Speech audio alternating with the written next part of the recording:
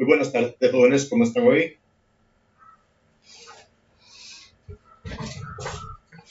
Muy bien, profe. ¿Y usted? Muy bien, gracias, David.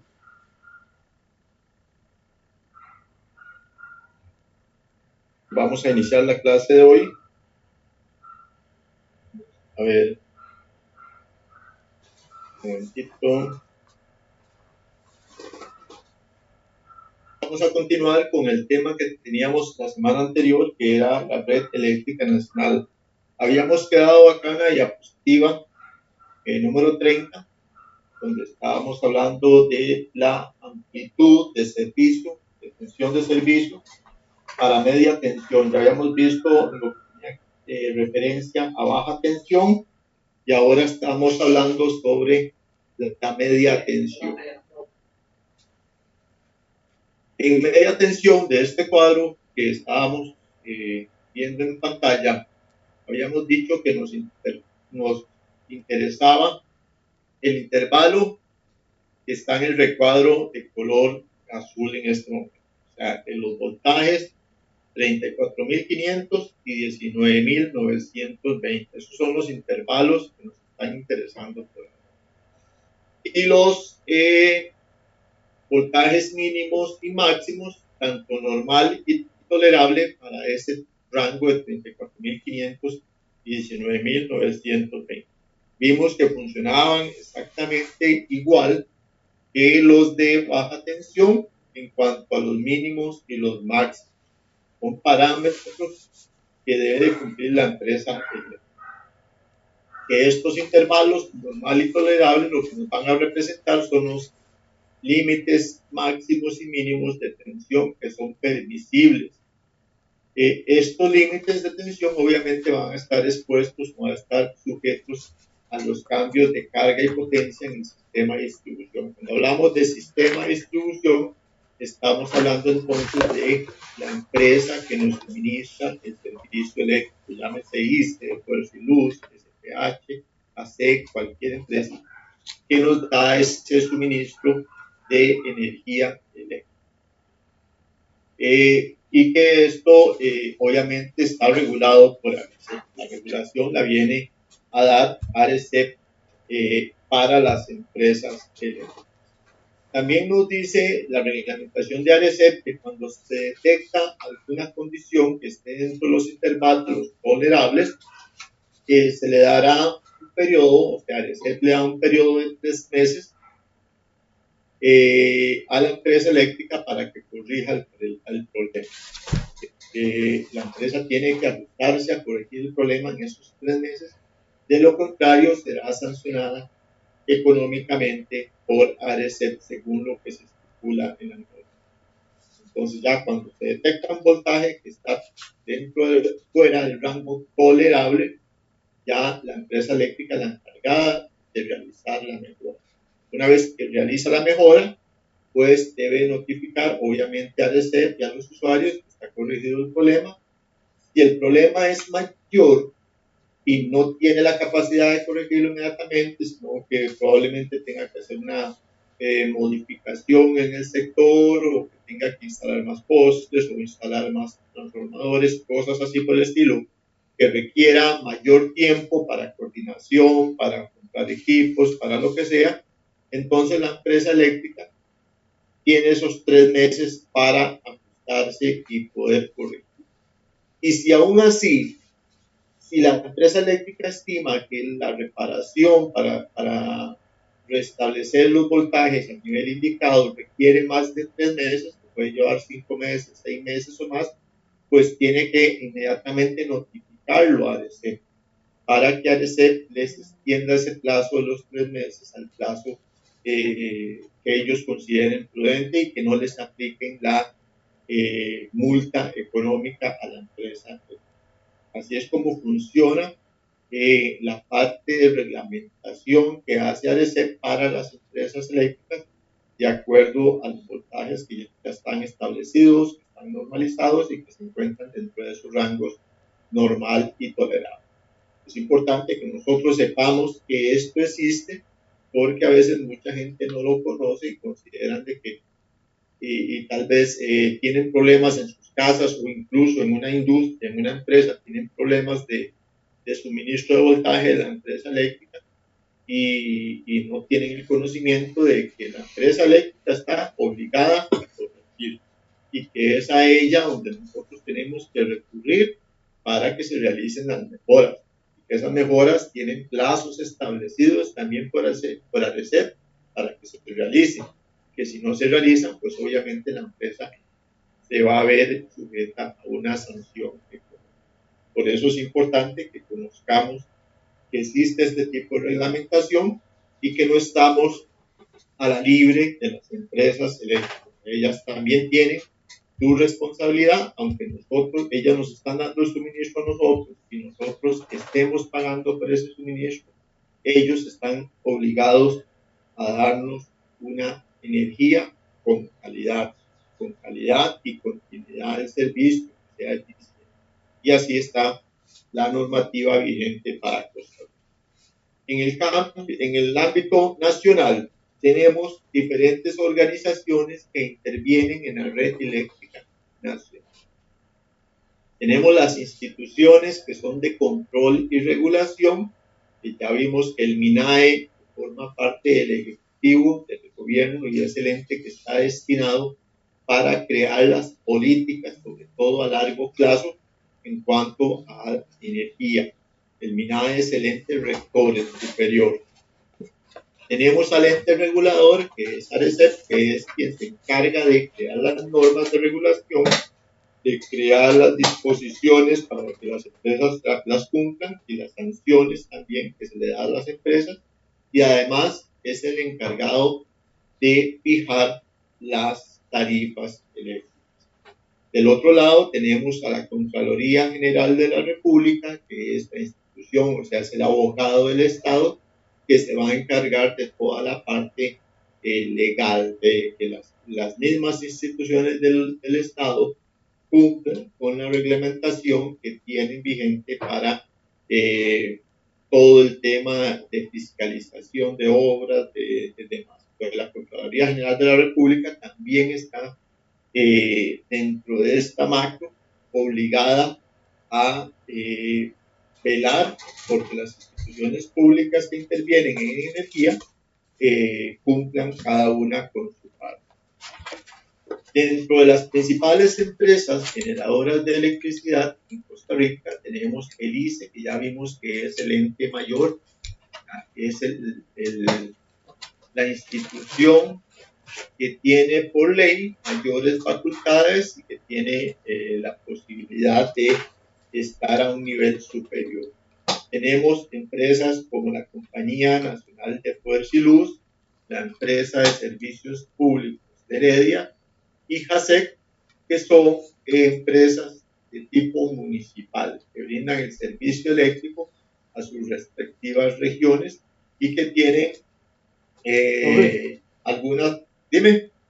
Disculpe, me acabo de conectar, ya puedo arreglar la computadora. Ok, perfecto. No quería abrir Zoom, ya me conecté, gracias, profe. Okay, bueno, gracias a vos. Ok, y tenemos otras empresas como Copelesca, Cope Guanacaste y Coneléctricas, que es un consorcio nacional de empresas de electrificación que se encargan también de la distribución y comercialización en baja tensión. Estas son algunas de las empresas que intervienen en el marco de la electrificación. Tenemos también instituciones que son transmisoras de electricidad, o sea, que tienen la facultad de poder transmitir energía. Cuando hablamos de transmitir energía, vimos que esa transmisión de electricidad se da a voltajes superiores, voltajes de 138.000 voltios o 230.000 voltios, ya son voltajes muy altos que solamente en Costa Rica lo puede hacer el ICE y EPR, que es una empresa propietaria de la red también de otro origen, no es exactamente gubernamental. Luego tenemos las empresas distribuidoras de electricidad, o sea, son todas las empresas que pueden distribuir en media tensión, o ya estamos hablando de 34.500 voltios, y en baja tensión, que son 120, 240 voltios, o sea, el suministro que nos llega a nuestras viviendas. Tenemos que intervienen en la parte de distribución el ICE, Compañía Nacional de Fuerza y Luz, la Empresa de Servicios Públicos de Heredia, la Junta Administrativa de Servicios Eléctricos de Cartago y la cooperativa Alfaro Ruiz, COPE Guanacaste, COPE Lesca y COPE. Son las empresas o las instituciones que se encargan de la parte de distribución de energía. Luego tenemos empresas que son grandes consumidoras a nivel nacional en electricidad. O sea, empresas que son muy fuertes, pero que además de ser muy fuertes, trabajan 24/7, o sea, que necesitan grandes volúmenes de electricidad para su producción, y que además de que necesitan grandes volúmenes, pues necesitan que esté la energía lo más estable posible, que tengan diferentes fuentes de alimentación por si falta una fuente, que puedan alimentarse por otra fuente, porque ocupan mucha energía y es 24/7 los 365 días del año. Dentro de esas fuertes empresas, tenemos a Intel, tenemos a Cemex, la cementera, tenemos a Holcim también, que es una cementera, y tenemos a Lunas, que es la fábrica de aluminio.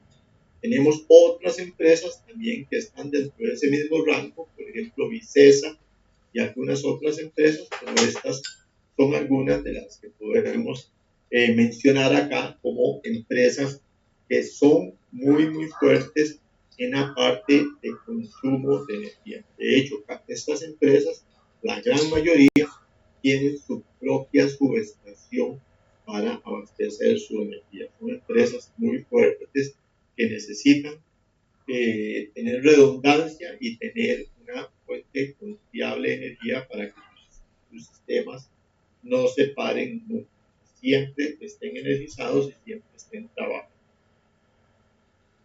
En el siguiente gráfico estamos viendo un gráfico que nosotros llamamos una curva de demanda, que es como ver el comportamiento que tiene la demanda del sistema eléctrico nacional.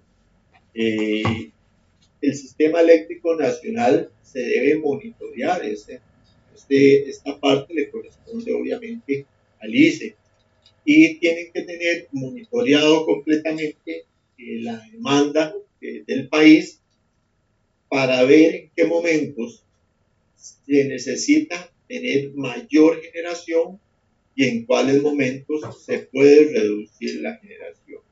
Y este gráfico nos muestra esos intervalos de demanda que tiene nuestro país. Del lado izquierdo vemos la capacidad en megawatt.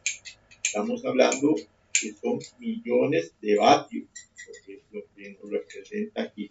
Estamos hablando de 1000, 1100, 1200, 1300, 1400, 1500, incluso nos llegan en algún momento arriba de 1600 millones de vatios la demanda del país en algunos. Y entonces en esta gráfica podemos ver nosotros lo que llamamos los picos. Acá tenemos un pico que es el mayor, que es el que nos representa el punto más alto, anda arriba de los 1600 millones de vatios, 1600 megavatios.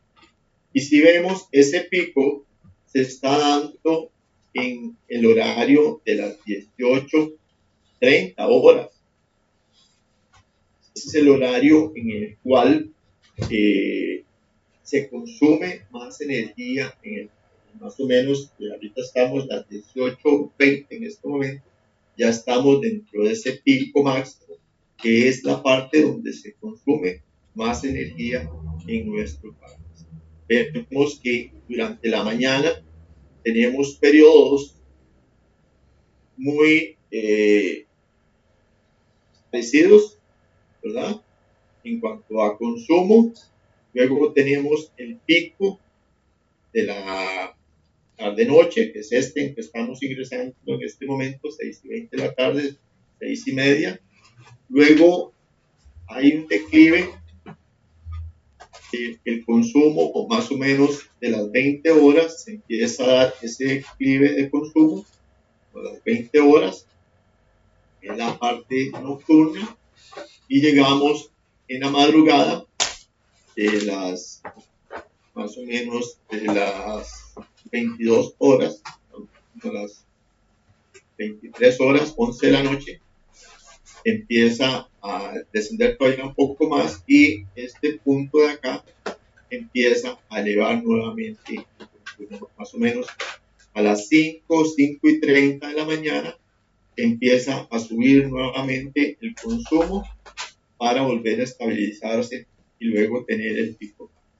Vamos a tener un pico más o menos a las 12 del día, que es, bueno, aquí está entre 11:30, 12 del día, más o menos vamos a tener el pico de la tarde, y luego vamos a tener el pico de la noche a las 6:30. Y ese es el consumo normal, la demanda que ocurre en Costa Rica. ¿Qué se necesita? Que cuando estemos en estos periodos de acá, en los periodos máximos, en estos picos máximos, tener la mayor cantidad de plantas en posibilidad de generarse. Tenemos que tener, como tenemos plantas que son hidráulicas, tenemos que tener mucho almacenamiento de agua para que se pueda generar en estos periodos. Esto lo que hace es que durante la noche y durante la madrugada, que baja el consumo, que baja la demanda, puedan entonces llenarse los embalses para tener suficiente agua para poder enfrentar el pico que viene para la mañana y luego el pico de la tarde. Así es como se necesita entonces y cómo funciona esta curva de demanda para las empresas eléctricas tener monitoreado el comportamiento de la demanda. Acá tenemos otro gráfico que nos da la representación histórica de la demanda eléctrica para un periodo de 3 años. En este caso fue la demanda del año 2022, la del 2021 y la del 2020. La de forma de color azul oscuro es la del 2022, la tipo café un poquito más claro es la demanda del 2021, y la demanda del 2020 es la que tiene el colorcito verde.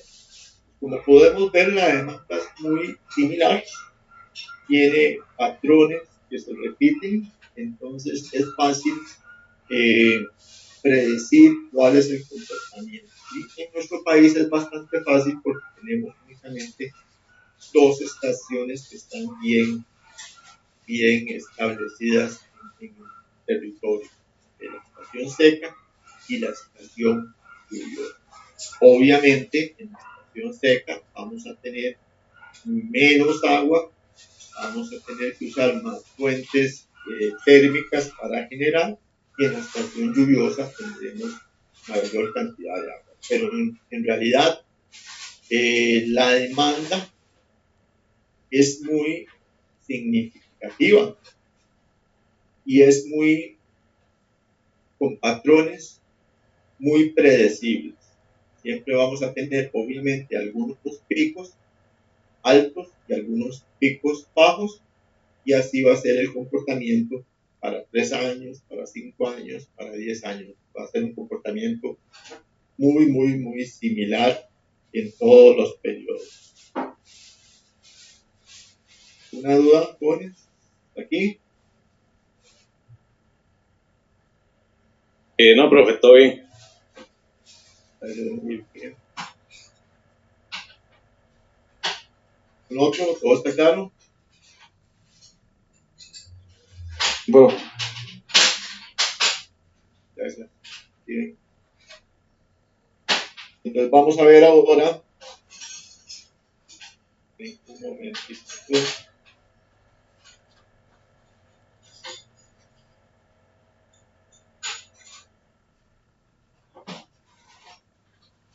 Nuestro siguiente tema será los sistemas de puesta a tierra.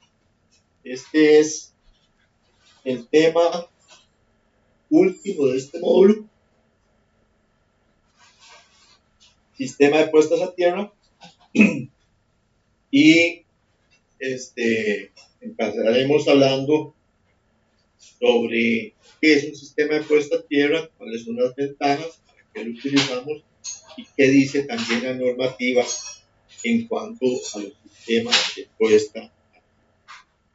Entonces, la ley establece que todos los edificios, absolutamente todos los edificios que se construyan y todas las viviendas deben de tener una instalación de puesta a tierra o una toma a tierra que se conoce como ETE.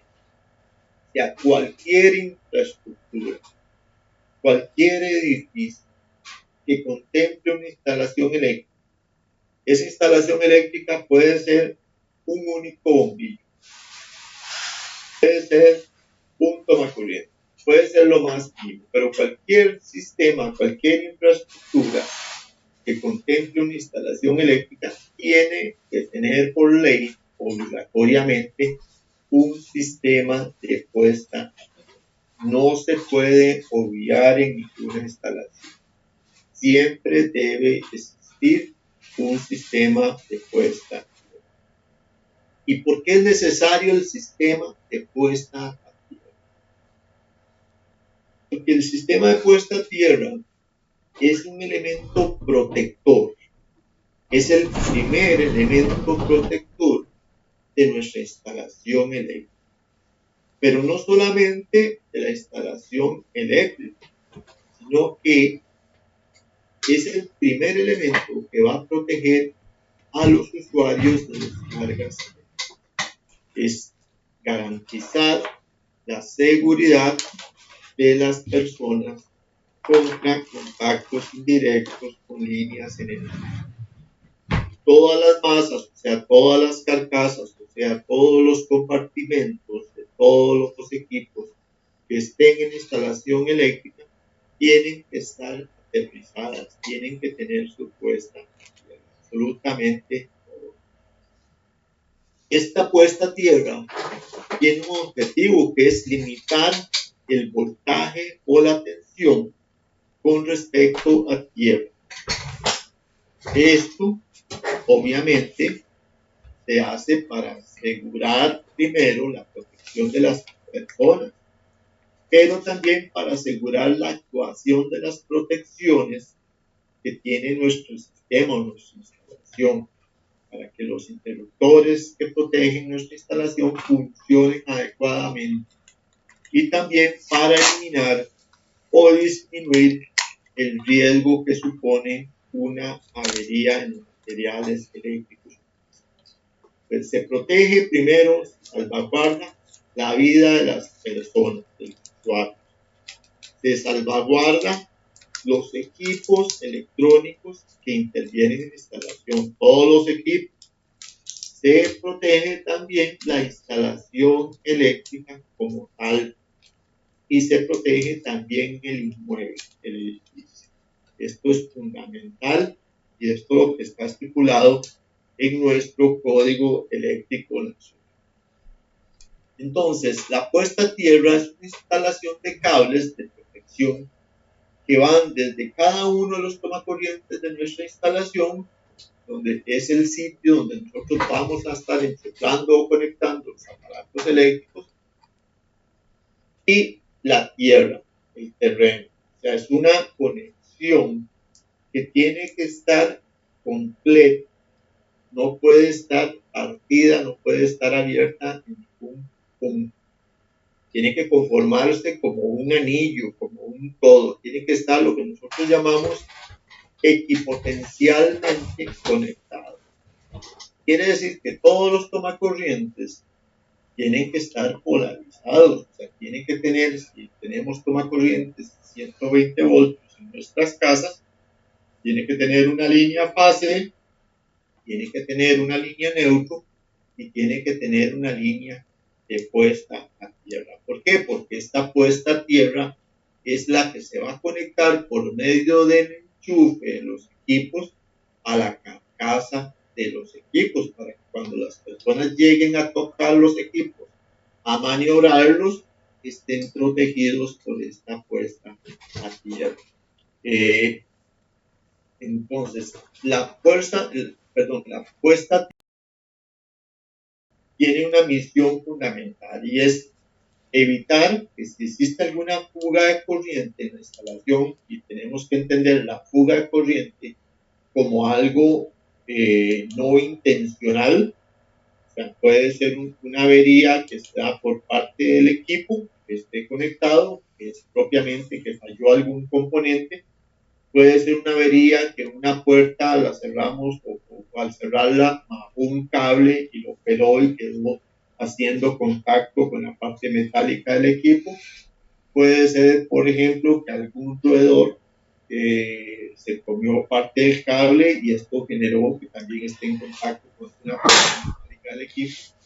Esto, cuando alguna fase o alguna línea energizada está en contacto con un elemento, esto genera una fuga de corriente, lo que se conoce como una fuga de corriente. No es un cortocircuito porque no hay un disparo de los interruptores o de algún equipo de protección, pero sí se energiza la carcasa o la parte metálica del equipo. Entonces, esto se conoce como fuga de corriente. Esta corriente, entonces, nosotros tenemos que derivarla a algún punto para que no represente un daño a la persona que va a tocar el equipo. Y siempre la corriente se va a ir por el lugar de menos resistencia. Entonces tenemos que buscar un entorno o un sitio que sea de menor resistencia. Ojalá resistencia cero. Y para esto entonces nosotros nos aprovechamos de la tierra porque se considera que la tierra, ser tan grande, tan enorme, tiene tantísima resistencia que esta resistencia tiende a infinito. Y cuando la resistencia tiende a infinito, también tiende a cero. Entonces la resistencia de la Tierra es muy cercana a cero o es cero. Cuando nosotros derivamos las corrientes a cero, lo que estamos haciendo es generando un camino más corto, más rápido, más expedito para que esa corriente de fuga se vaya a la tierra y no pase por las personas, no vaya a generar una descarga eléctrica a las personas. En el terreno, nosotros vamos a clavar o vamos a enterrar un electrodo, se conoce también como pica o varilla, que siempre va a estar en contacto con la tierra, siempre tiene que estar enterrado, pero en contacto con la tierra. Y esta varilla o electrodo, que también lo conocemos como varilla de tierra o varilla Copperwell, es la que nos va a generar ese equipotencial acero para proteger a las personas y proteger las instalaciones eléctricas. Todos los cables, absolutamente todos los cables de la puesta a tierra tienen que estar unidos entre sí, unidos en la puesta a tierra y estar directamente unidos con la varilla o sea, tenemos que tener un anillo que conforme todas las puestas. Esa varilla o electrodo generalmente es una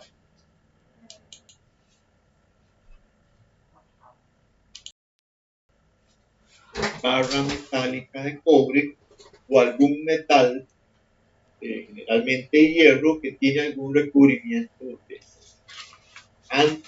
anteriormente, las puestas a tierra, las varillas de tierra eran totalmente de cobre, eran mucho más efectivas. Ahora las venden más comerciales, entonces son compuestas de hierro con un recubrimiento de cobre. La instalación tiene que permitir el paso a tierra de las corrientes de efecto, a las corrientes de fuga, o también las corrientes de descargas atmosféricas que sean peligrosas, o sea, rayos. Generalmente los rayos caen en cualquier momento, en cualquier lugar y puede ser que interactúen con nuestra instalación eléctrica. Tenemos que proveer ese camino fácil para que ellos también se descarguen a tierra. El conjunto de toda la instalación es lo que se llama puesta a tierra. O sea, tanto la pica o la varilla, el conector, el cable, todo esto se conoce como puesta a tierra. No servirá. Técnicamente, la puesta a tierra o la conexión a tierra viene a ser la unión eléctrica directa. No debe llevar fusibles, ni debe tener protección alguna. Nunca se debe de instalar un fusible en la puesta a tierra. No se debe instalar ninguna protección. ¿Por qué? Porque ya dijimos que todo tiene que estar eléctricamente conectado equipotencialmente. Si nosotros conectamos un fusible y el fusible se disparó por X motivo, nuestro sistema quedó abierto y entonces todos los elementos van a estar desprotegidos. Tenemos siempre que tener todo eléctricamente amarrado, aterrizado, unido, formar un anillo con todas esas tierras y que no esté abierto en ningún punto. No debe existir ningún punto que permita que la puesta a tierra se encuentre abierta en determinado punto.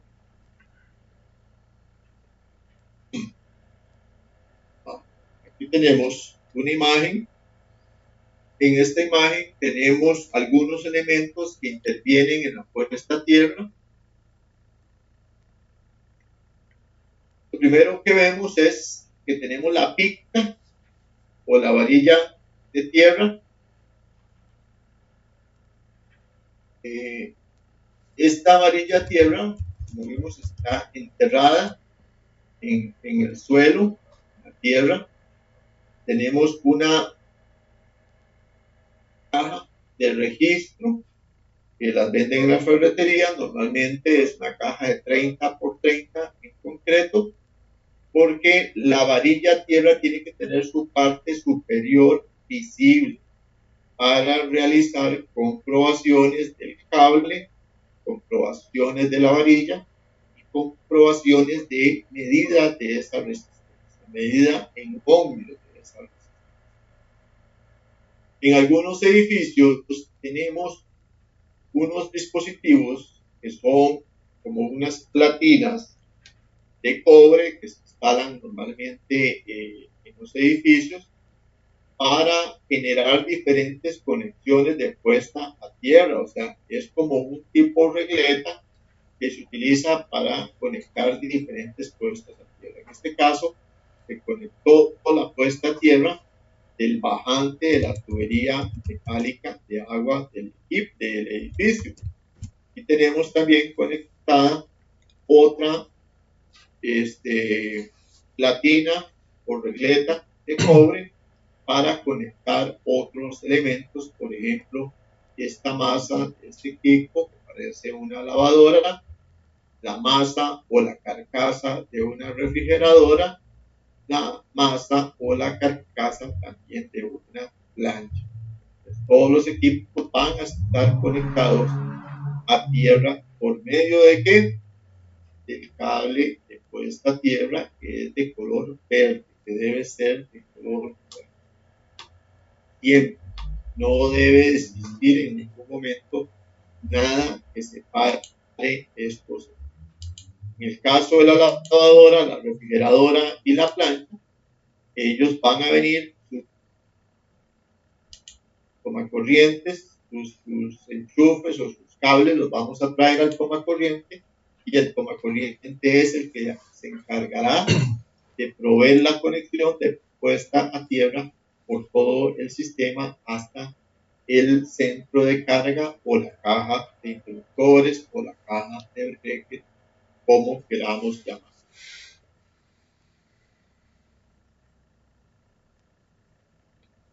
Entonces, ¿cómo se conecta la puesta a tierra. En los edificios se deben de conectar a la puesta a tierra todos los elementos que vamos a estar en. Se debe conectar la instalación de todos los pararrayos. O sea, tenemos un sistema de pararrayos independiente, tenemos que ese sistema también conectarlo a tierra. O sea, todas las carcasas, todas las puestas a tierra, cualquier edificio, tienen que estar todas eléctricamente conectadas. Si tenemos una instalación en un edificio, por ejemplo, de una antena colectiva de televisión o radio FM, también debe estar conectado a tierra.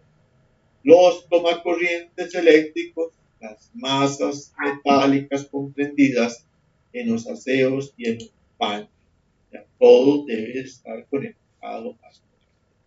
Las instalaciones de fontanería, de gas, calefacciones, depósitos, calderas, aparatos elevadores, todas las tuberías metálicas y todos los elementos metálicos importantes que intervengan en esto.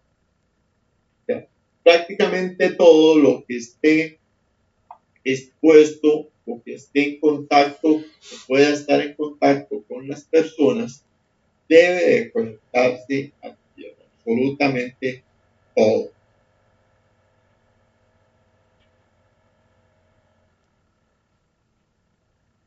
Las estructuras metálicas de los edificios, todas las estructuras metálicas, las armaduras de los muros, o sea, todo lo que se conoce como la armadura o en algunos casos, si está armado en purlin, también se debe de estar aterrizando todo. Todos los aparatos eléctricos de la vivienda o del comercio que tengan carcasa metálica, como las lavadoras, lavavajillas, microondas, todo debe de conectarse a tierra. Todos los equipos deben de estar conectados a tierra. Aquí está un poco de cómo es que se conecta un electrodoméstico a la carcasa, que es lo que ya habíamos visto, ¿verdad? Por medio de la clavija o por medio del enchufe que trae todos los equipos o todos los electrodomésticos. Ya ahí viene la conexión a tierra.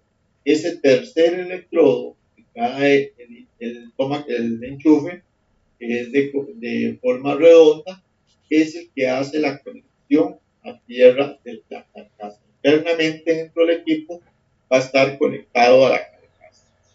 Al conectarlo nosotros al tomacorriente, el tomacorriente ya lo tenemos también debidamente aterrizado hasta la caja de breaker, y de la caja de breaker está aterrizado hasta la varilla a tierra. Entonces generamos esa continuidad desde la varilla a tierra, pasando por la caja de breaker y pasando por todas las tuberías y los cables hasta llegar al tomacorriente, pasar por medio del enchufe y llegar al equipo y que todo quede eléctricamente aterrizado. Así es como se da esa conexión en el caso de los electrodos. Aquí tenemos, por ejemplo, la clavija, o sea, diferentes tipos de clavijas. El cable que tenemos acá está en color verde, amarillo con verde, que es el de la puesta a tierra. En este caso tenemos cable color café y color celeste, porque esto es la normativa europea, norma IS. Pero la puesta a tierra en todas las normas, ya sea la europea o sea la norma americana, el cable de puesta a tierra siempre va a ser verde o verde con amarillo, y es más fácil identificar. En este otro caso, en el enchufe de toma tierra, también tenemos el cable de puesta a tierra. Como les decía, este tercer punto es redondeado en los enchufes, es el que nos da esa puesta a tierra. Cuando nosotros conectamos el enchufe acá en el toma corriente, este punto, que es el que está para el terminal de tipo redondo, se va a conectar eléctricamente por atrás y va a venir directamente conectado a la varilla a tierra para generar ese punto de protección para los equipos. Pues por medio de este cable, por medio de este córneo o terminal redondo, igual va a venir acá por el cable, va a llegar hasta este punto y va a ser la protección interna de los equipos. Va a conectar directamente a la carcasa del equipo. Aquí tenemos conexión a la carcasa para proteger toda la carcasa a la hora que nosotros vamos a tocar ese equipo con nuestras manos. Entonces, ahí tendríamos la carcasa del equipo. Profe, Dime, profe, una consulta. dime. Profe, y en este caso, ¿qué pasa con los circuitos, digámosle, de iluminación? De iluminación.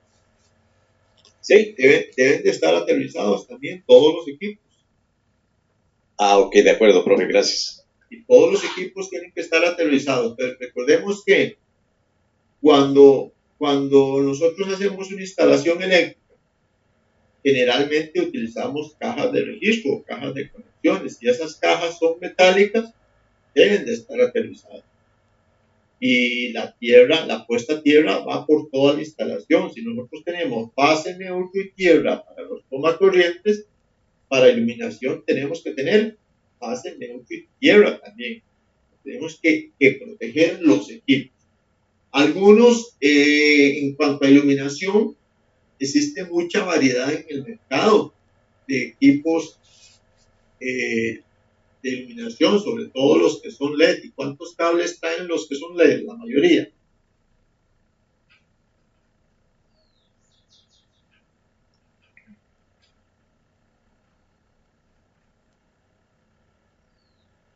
La gran mayoría de cables LED, de lámparas LED, traen 2 cables únicamente. Pero su forma o su carcasa no es metálica. Si traen carcasa metálica, obligatoriamente hay que ponerle la puesta. Entonces, si vamos a poner una lámpara LED, por ejemplo, y va conectada en una cajeta de registro, una caja de conexiones de tipo metálica, pues ahí tenemos que poner la puesta a tierra en esa caja y obviamente quedaría aterrizado todo el sistema. Pero la puesta a tierra tiene que estar en absolutamente toda la instalación eléctrica que interviene en nuestro sistema. Tenemos que ver, digamos, nuestra instalación eléctrica, sea de una residencia, o sea de un local comercial, o sea de una bodega, o sea de una fábrica, o sea lo que sea, como un sistema completo. O sea, a partir del medidor hasta la caja breaker y todos los circuitos ramales, todo se tiene que ver como un sistema completo. O sea, todo tiene que estar aterrizado, absolutamente todo. No se puede dejar por fuera la. ¿Entiendes, William? Sí, correcto, profe, sí, muchas gracias. Bueno, y de hecho estaba viendo ayer con lo que era las duchas de antes que se usaban, que igual salen 2 cables. Yo me pregunto lo que es la puesta a tierra, la conexión de puesta a tierra de una ducha de esas, digámosle, de las de antes, no las de muchas de ahora, sino las de antes. Las de antes no tenían, ese es el problema. Ah, ok, listo, profe, listo, entonces. Sí, bueno, tenemos que tener claro, don William y compañeros, que la termoducha ya no está permitida en instalaciones eléctricas. Yo no sé si les pasé un documento ahí sobre la termoducha, yo creo que sí, ¿verdad? Sí, profe, sí, ya apareció. Ok. Entonces, hablemos un momentito de eso ahora que don William está sacando a relucir esto, porque siempre es importante y ahora que me acordó don William para hablar de ese tema. O sea, durante mucho tiempo, durante muchísimo tiempo, la forma que utilizaron todas las residencias para calentar agua fue la ducha, la termoducha, ¿verdad? Durante muchísimos años. Y tuvimos diferentes tipos de termoducha dependiendo del fabricante. Entonces, Por ejemplo, las más antiguas tenían solamente 2 cables, eran neutro-trifásico, eran duchas a 120 voltios, era solo neutro-trifásico y no tenían sistema de protección. Luego vinieron otras duchas que eran un poquito más modernas, como la Lorenzetti y la Corona, que eran las más comunes, que sí traían los 3 cables, ¿verdad? Traían los 2 cablecitos ahí para fase y neutro, y traen un cablecito delgado que es más, no es cable, es alambre, porque es más tieso, es una sola línea, ¿verdad? Que supuestamente es la puesta a tierra, o era la puesta. ¿Qué pasaba? Primero que la gente se acostumbró a no conectar la tierra, y entonces dejaban el cablecito verde ese ahí al aire, ¿verdad? No lo conectaban, y siguieron con la misma práctica, seguimos con la misma práctica de conectar la ducha a 120 voltios, o sea, su fase y su neutro, y dejarlo así, puta, y funcionaba, ¿verdad? Así funciona, pero no hay protección. Y lo que es peor todavía, empezó una práctica en que poníamos algunos cuchillas, ¿verdad? Cuchillas de seccionadoras, de estas de subir con la mano, en la misma ducha, en el mismo espacio de lavado, de baño. O sea, ahí en la ducha, estando uno descalzo, desnudo y mojado, subía uno la cuchillita para deslizar la ducha y tener agua. Esto es sumamente riesgoso. O sea, la posibilidad de sufrir una descarga eléctrica en ese punto y de llegar a la muerte es casi que 99.9. Muy, muy peligroso. Y sobre todo si no se conectaba siquiera ese cablecito verde.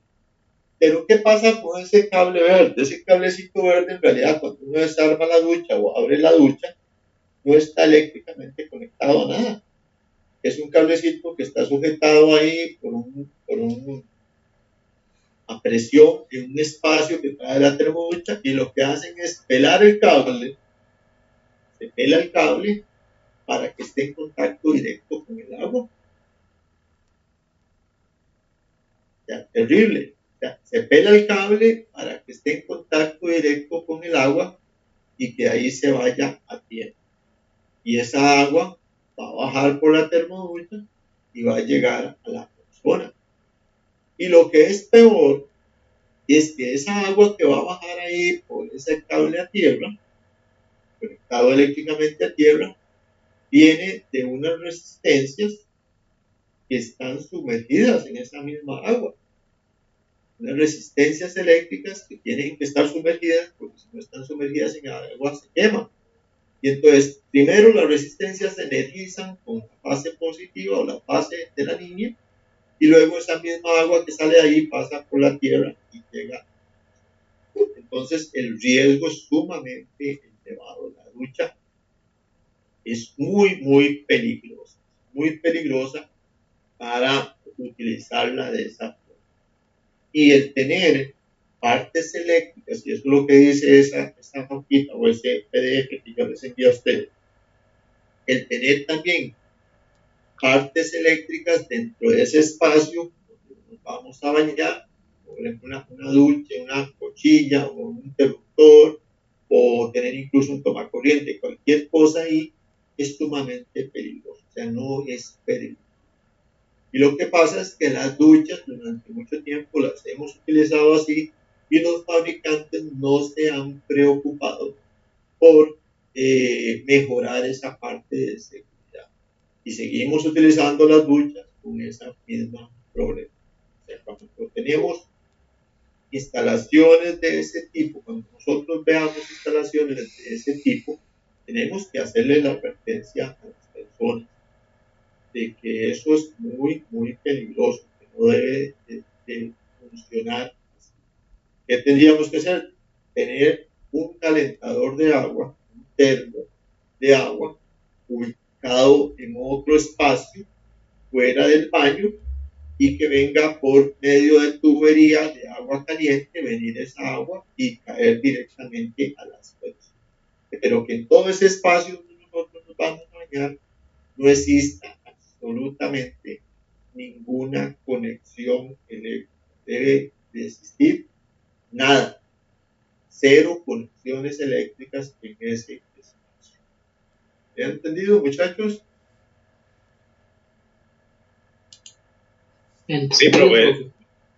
Sí, profe, muchas gracias. Más bien, de hecho, te quería hacer esa consulta porque sí, en muchas casas aún se ve ese sistema.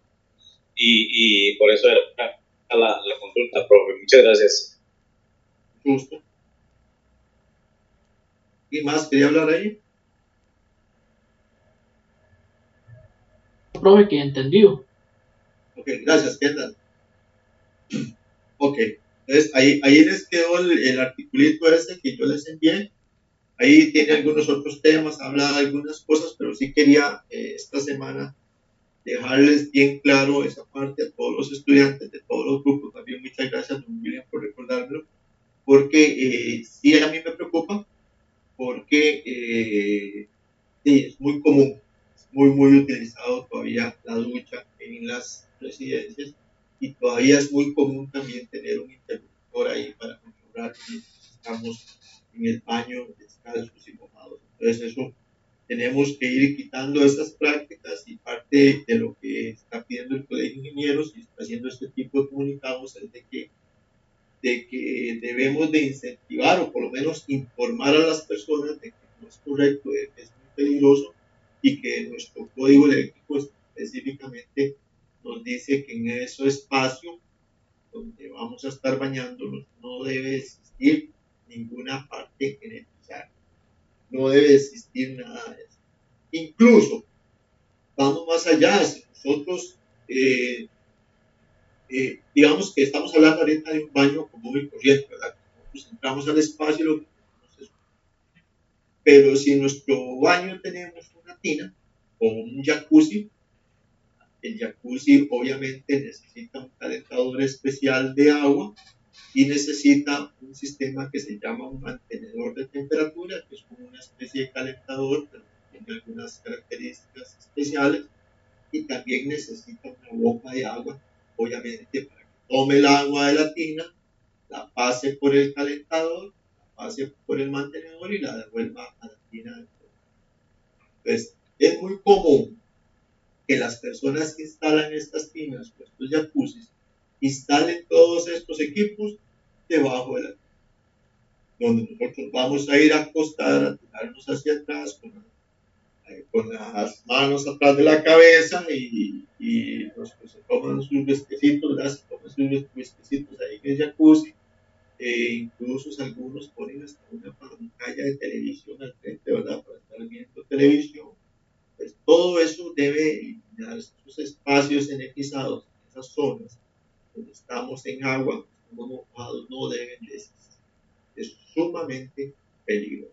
Esa instalación debe hacerse en otro sitio, alejado. O sea, la bomba de agua, el calentador y el mantenedor tienen que estar alejados de... No deben de haber partes energizadas. La gente pone incluso pantallas de televisión y pone así una pared muy bonito, ¿verdad? Hace un enchape muy bonito y ponen unas lucecitas ahí psicodélicas o lamparitas especiales, cosas así. Eso no debe existir. Esas áreas de baño tienen que estar completamente libres de electricidad para que lo tengamos claro. De hecho, el Colegio Ingeniero lo que hace es precisamente eso, enviarnos ese tipo de comunicados a los profesionales en ingeniería, porque obviamente nosotros somos los que tenemos que velar porque las nuevas instalaciones eléctricas se cumplan con la normativa y sobre todo lo que siempre velamos es por la parte de seguridad. Pues en este caso, si yo como ingeniero eléctrico voy a hacer una revisión de una instalación eléctrica nueva o de un diseño eléctrico nuevo, jamás voy a permitir de que en esa área de baño exista un tomacorriente o exista una ducha. Allá el Código Eléctrico de Costa Rica y el Colegio de Ingenieros de Costa Rica dice que no es permitido, no se debe permitir la instalación de duchas y la instalación de cualquier tipo de equipo energizado en esas áreas. Solamente se permite un tomacorriente que es de tipo PCI y que se va ubicado cerca del lavamanos, ¿verdad? Que es el que se utiliza ahí para la secadora de ropa de la señora o para la sudadora del señor que se quiere rasurar o cosas así, pero en el área de baño, cero. Completamente no se permite. ¿Estamos claros? Sí, profe, muchas gracias. Gracias. Muy bien. Entonces, sigamos con la puesta a tierra. Habíamos dicho que la puesta a tierra nos va a proteger de descargas eléctricas, de fugas, también nos va a proteger de descargas atmosféricas, pero también nos puede proteger de corrientes estáticas al máximo. Existen corrientes que llamamos estáticas que no son producidas por el sistema eléctrico, o sea, que no vienen dentro de la línea eléctrica. Estas corrientes estáticas se dan normalmente en el ambiente o en la atmósfera o en el aire por rozamiento del aire, por rozamiento de algunos tipos de artefactos, y son corrientes que llamamos estáticas o corrientes parásitas que no son digamos, producto del sistema eléctrico, sino que son producto de efectos fuera del rango eléctrico, pero que vienen a ser corrientes no deseadas, porque una corriente estática perfectamente lo puede matar a uno. Entonces, la puesta a tierra también nos va a dar una protección contra este tipo de corrientes estáticas que se presentan en los sistemas.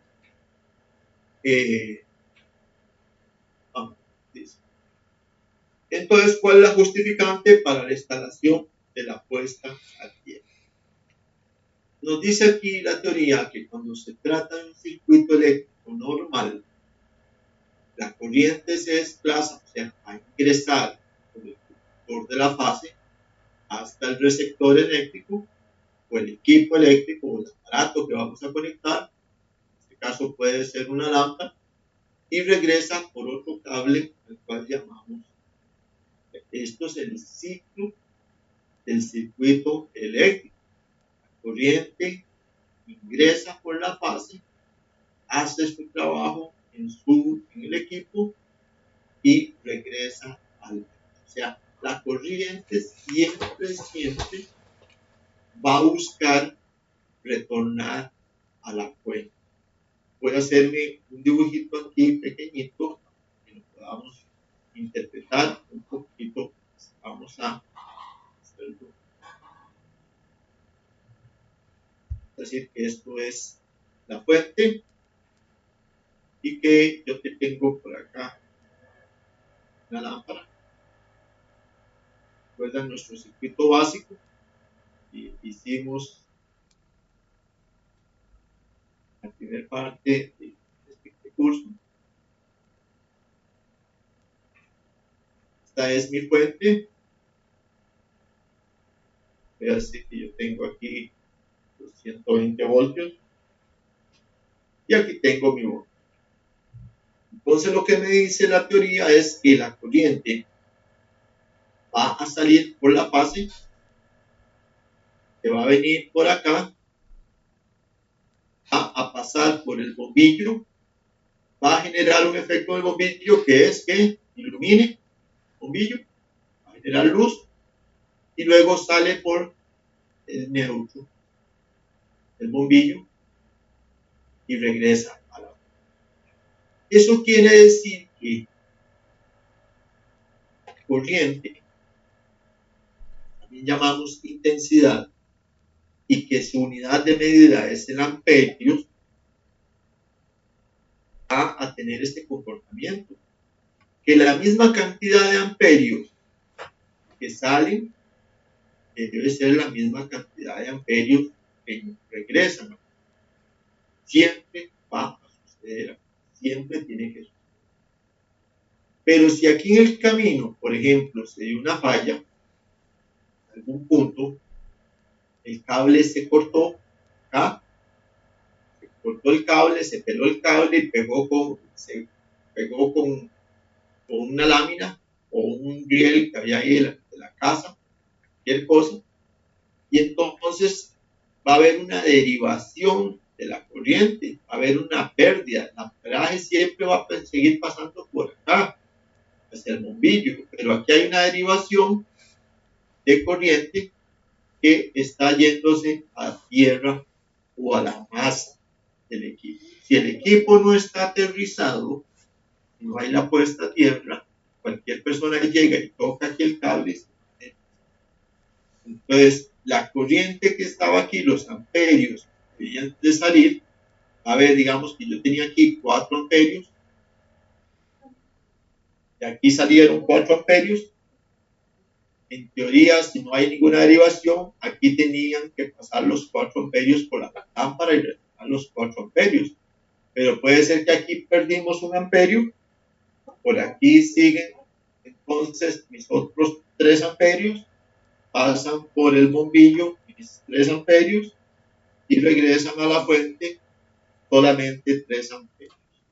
Entonces, ya hay una pérdida de 1 amperio al cambio. O sea, si el conductor se quedó dañado o se peló en algún punto, ahí hay una pérdida de amperaje. Pero no solamente hay una pérdida de amperaje, hay una posible fuente de contacto indirecto con una persona. Cualquier persona puede llegar aquí y tocar esto y electrocutarse y tener daños muy severos o incluso entonces, esto es lo que busca la puesta a tierra, proteger de esto, que no suceda esto, que exista una derivación a tierra, que si se da esta fuga, tenemos una correcta derivación a tierra, esa corriente se vaya a tierra, y aunque esté la persona aquí a la par y toque el elemento, no se va a energizar porque la tierra está más cercana a cero, y entonces va a ser su punto más fácil para descargarse. Eso es lo que se busca con la puesta a tierra. Entonces, si una persona toca el elemento o el equipo, como lo tenemos acá en la figura, cualquier persona que llegue y toque el equipo se va a electrocutar porque la persona va a fungir como el elemento para que descargue a tierra, porque no está debidamente aterrizado. En este caso tenemos un tomacorriente y un enchufe que tiene solamente 2 líneas, o sea, no tiene su puesta. En abajo sí tiene su puesta a tierra. Y aunque la refrigeradora está tocando al individuo, está eléctricamente energizada, porque hay un contacto acá de la fase con la carcasa. Si existe la puesta a tierra, la corriente se va a venir hasta tierra y no va a afectar a la persona. Esto es lo que sucede en la vida real. Profe, una consulta. Dime. Profe, es que ahora me tocó en el trabajo un tema que quería preguntarle. Dime. Se trata que me dijeron que tenemos un retorno de corriente en un abanico. Por definición, ¿cómo se explica eso? Cuando nosotros conectamos lo que le acabo de ver ahorita en la lámpara, cuando nosotros conectamos la lámpara y tenemos una alimentación de fase, dijimos que la corriente regresa por el neutro, o sea, retorna por el neutro. Eso es lo que se llama un retorno. Él regresa por el neutro. Algunas personas toman el término retorno de una forma diferente. Entonces ellos lo toman el retorno como que hay una falla. Entonces puede ser que estén buscando alguna falla y ellos digan, mire, es que hay un retorno, o sea, hay una corriente que se está generando desde otro punto, o sea, que está llegando de otro elemento, probablemente. Entonces, ¿andaban buscando ustedes alguna falla? ¿Estaba fallando el abanico? Sí, era un congelador y digamos, el equipo se apagó bueno, no se desconectó, pero sí se apagó la función del abanico, la del evaporador, y quedó girando muy lentamente. Correcto. Entonces, ellos me dijeron, posiblemente tenemos un retorno. Esa fue la definición que se dio. Ok, perfecto. Vamos a verlo acá. Voy a hacerlo por acá. Vamos a decir que esto es el abanico, ¿no? Es que el abanico tiene aspas ahí.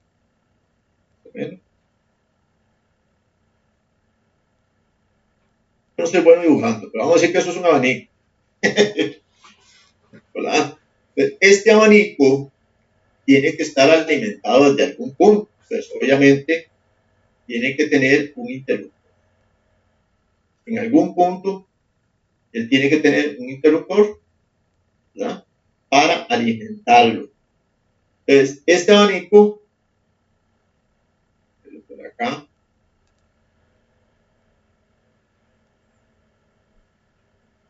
el rojo es la fase, ¿verdad?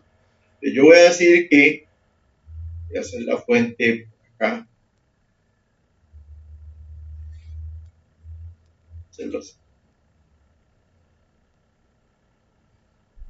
Es 120 voltios, ¿verdad? Y entonces de mi fuente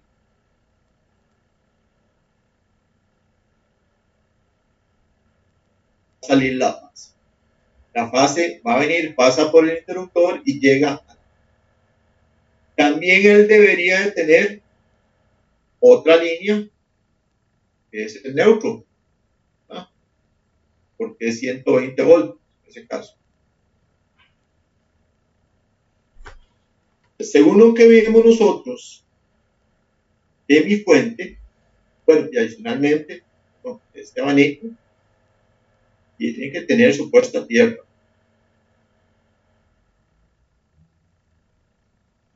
Tiene que tener puesta a tierra.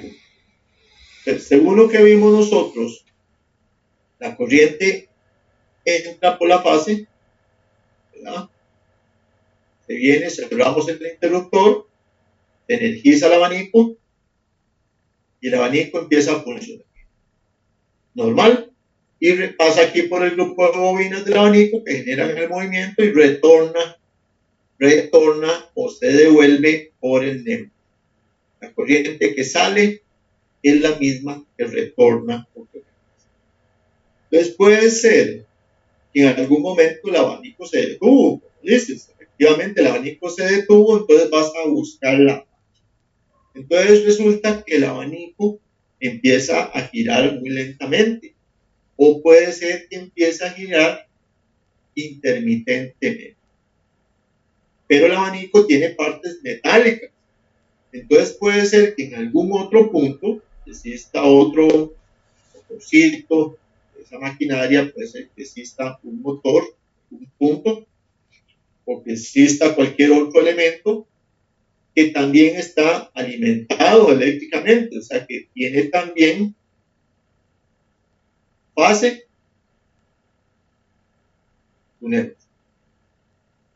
está alimentado en algún punto.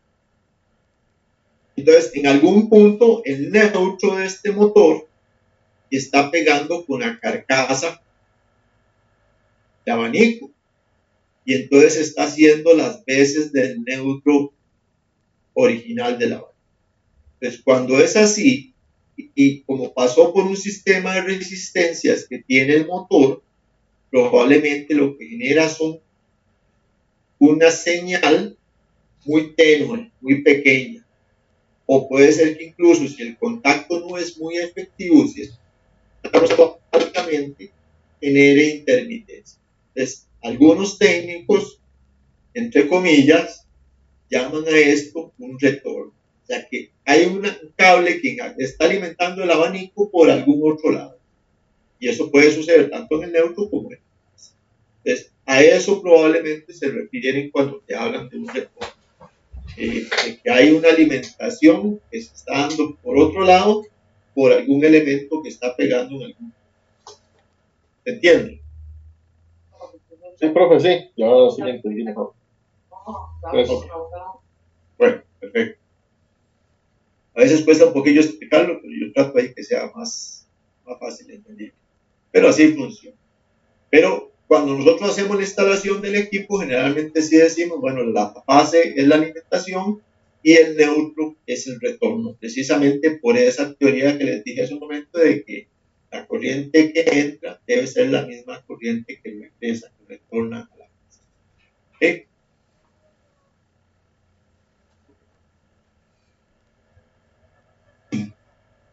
Entonces, hablando de las fugas de corriente, cuando tenemos cables que están pelados, que están en mal estado, lo que hacen es derivar esas partes de la corriente a esas carcasas, por ejemplo, el microondas, y a esto se llama contacto indirecto.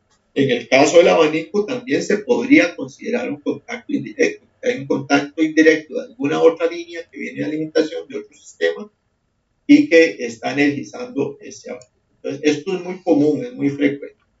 ¿Qué tenemos que hacer? Pues empezar a hacer las correcciones, las mediciones, las verificaciones y ver que efectivamente todo esté normal para que no tengamos líneas energizadas o posibilidades de que alguien vaya a sufrir algún tipo de electricidad.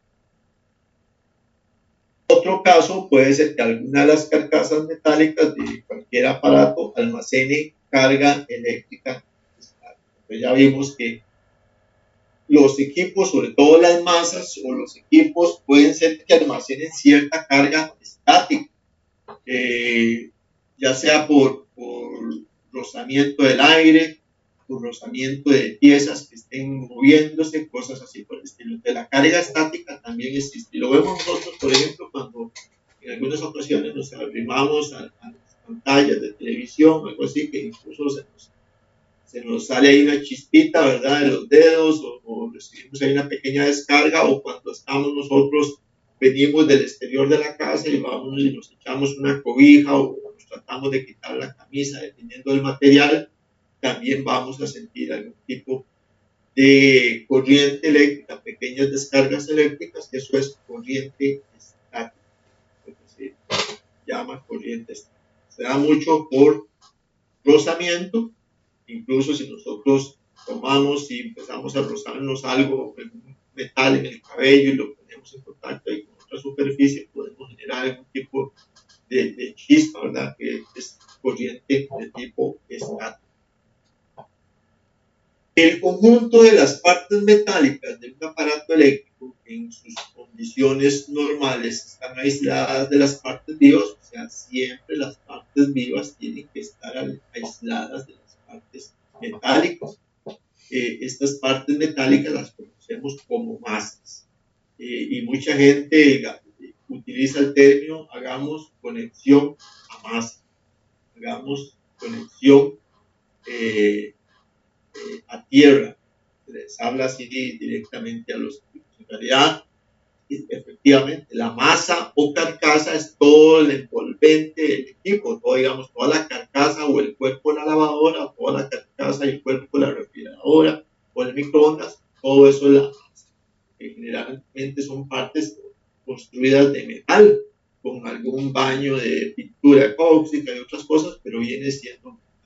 Pues el metal siempre se utiliza muchísimo y tienen internamente motores eléctricos, cosas así, también son de metales, y entonces todas las partes metálicas se consideran como masa y deben de estar eléctricamente conectadas a tierra. Todos los conductores de toma tierra en el interior de una vivienda o de cualquier local traen un cable de color verde amarillo, puede ser únicamente verde, puede ser verde con amarillo, algunos traen el amarillo con una línea continua, a veces el amarillo helicoidal, o sea que va girando alrededor del cable, o incluso anillos de color amarillo. Pero siempre, en cualquier norma, ya sea americana, europea o cualquier norma, la puesta a tierra nunca va a cambiar, va siempre a tener ese color verde con amarillo. En el caso de que exista alguna fuga de corriente por almacenamiento de carga estática, esta corriente va a salir por el cable de tierra también. Y entonces por eso es que decimos que el cable de tierra nos va a proteger. Porque la corriente estática se va a dar directamente con la carcasa y con las personas. Por eso también necesitamos que los equipos estén conectados a tierra. En este caso, en esta imagen, tenemos algo similar a lo anterior. Tenemos a una señora acá que está tocando un equipo. El equipo está energizado.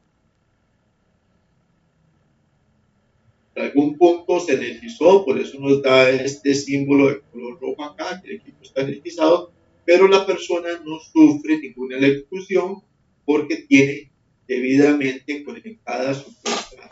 O sea que toda la corriente que está circulando por acá, como la carcasa está aterrizada, se está devolviendo a la puesta a tierra para proteger a las personas. Entonces aquí empezamos a hablar de otro término y el término es diferencial. Cuando sucede esto,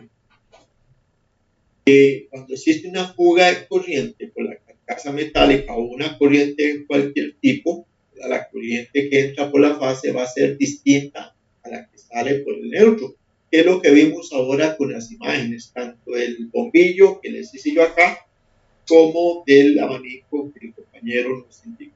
Pues, si sabemos que la corriente que sale, que alimenta el bombillo, debe ser la misma que retorna por el neutro, que si salieron 4 amperios, deben de regresar 4 amperios, pero en el camino se peló alguna línea y se derivó 1 amperio en algún punto, o sea, se perdió 1 amperio. Existe un equipo que se encarga de detectar esas diferencias de amperaje y es el diferencial o interruptor diferencial o disyuntor diferencial. Este equipo lo que hace es precisamente detectar eso. Detecta que lo que se salió de la fuente fueron 4 amperios, pero que regresaron solo 3. Y como hay una diferencia, o sea, se perdió uno de camino, entonces él se va a disparar, se va a desconectar para proteger a las personas antes de que se dé alguna electrocución. El equipo no sabe dónde se perdió ese amperio, no tiene forma de saber dónde se perdió ese amperio. O puede ser que no se perdiera un amperio completo, que se perdió 1 miliamperio, que se perdieron 3 milésimas de amperio, cualquier diferencial, él lo va a encontrar, lo va a detectar y lo va a disparar. Él dispara para proteger y para que el técnico vaya a revisar. Entonces, si nosotros nos encontramos un interruptor diferencial disparado en una instalación eléctrica, no tenemos que llegar a subirlo para volver a energizar. Tenemos que revisar porque él lo que nos está avisando es de que hay un problema en el sistema. Porque los interruptores diferenciales lo hacen únicamente como protección. Antes que suceda algo, él protege.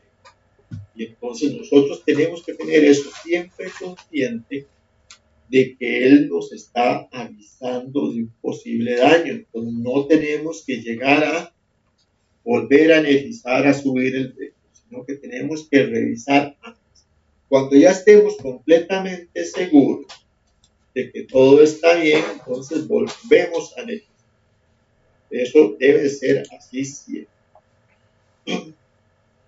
El interruptor diferencial tiene diferentes formas de verse.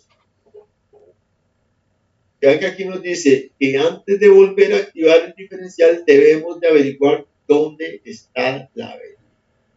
Es muy común que nosotros lleguemos a una instalación y vemos que se dispara un interruptor, ya sea diferencial o un tipo AFCI, breaker corriente, y lo primero que hacemos es volver a subirlo para ver qué pasa. Eso no se debe hacer. Debemos de primero revisar, encontrar la avería, corregir y luego volver a. Y lo que nos dice aquí en negrita negra, nos dice ojo, nos dice, según lo explicado, la puesta a tierra nunca tendrá fusibles ni cualquier otro elemento que pueda cortar en algún momento la corriente de fuga o la corriente de escape. Eso ya lo habíamos dicho. Una puesta a tierra no debe estar nunca interrumpida, siempre tiene que estar continua, no se puede interrumpir ni por fusible, ni por interruptores, ni por ningún tipo de disyuntor, relé, cualquier cosa. O sea, la tierra siempre tiene que estar de forma continua durante toda la instalación eléctrica. Siempre debe de ser así. Siempre tenemos que unir los cables de tierra directamente al terreno por medio de la pica, de la varilla, copper well. Ahí es donde nosotros vamos a estar uniendo nuestra puesta a tierra con el terreno.